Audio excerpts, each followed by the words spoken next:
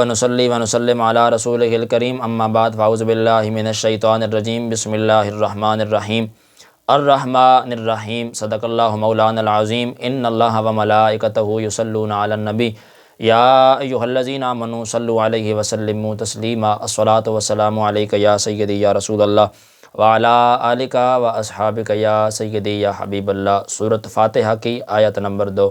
رب کائنات نے ارشاد فرمایا الرحمن الرحیم، ترجمہ بہت مہربان رحمت والا، بہت مہربان رحمت والا۔ الرحمن بہت مہربان، رحمان اور رحیم اللہ تعالیٰ کے دو صفاتی نام ہیں۔ رحمان کا معنی ہے نعمتیں عطا کرنے والی وہ ذات جو بہت زیادہ رحمت فرمائے، اور رحیم کا معنی ہے بہت رحمت فرمانے والا۔ یاد رہے کہ حقیقی طور پر نعمت اللہ تعالیٰ ہی عطا فرماتا ہے۔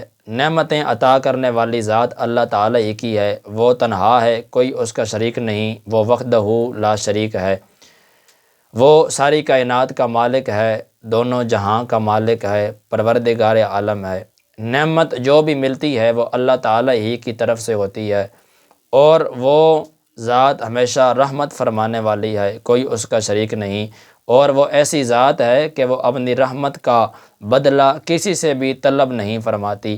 ہر چھوٹی بڑی ظاہری، باطنی، جسمانی، روحانی، دنیاوی، اخروی نعمت اللہ تعالیٰ ہی عطا فرماتا ہے، اور دنیا میں جس شخص تک جو نعمت پہنچتی ہے وہ اللہ تعالیٰ ہی کی رحمت سے ہی پہنچتی ہے، کیونکہ کسی کے دل میں رحم کا جذبہ پیدا کرنا، رحم کرنے پر قدرت دینا، نعمت کو وجود میں لانا، دوسرے کا اس نعمت سے فائدہ اٹھانا، اور فائدہ اٹھانے کے لیے عطا کی سلامتی عطا کرنا، یہ سب اللہ تعالیٰ ہی کی طرف سے ہی ہے۔ یعنی کہ جس کو جو بھی نعمت ملتی ہے وہ اللہ تعالیٰ ہی کے فضل و کرم سے ملتی ہے۔ اللہ تعالیٰ کی ذات جسے چاہے دولت عطا کر دے، جسے چاہے اولاد عطا کر دے، جسے چاہے عزت عطا کر دے، جسے چاہے شہرت عطا کر دے۔ یعنی کہ دنیا میں جس کو جو بھی ملتا ہے اللہ تعالیٰ ہی کی ذات سے ملتا ہے، اور کملی والے آقا صلی اللہ علیہ وسلم کے وسیلہ سے ملتا ہے۔ اب اللہ تعالیٰ کی رحمت کو وسیع دیکھ کر گناہوں پر بے باک نہیں ہونا چاہیے۔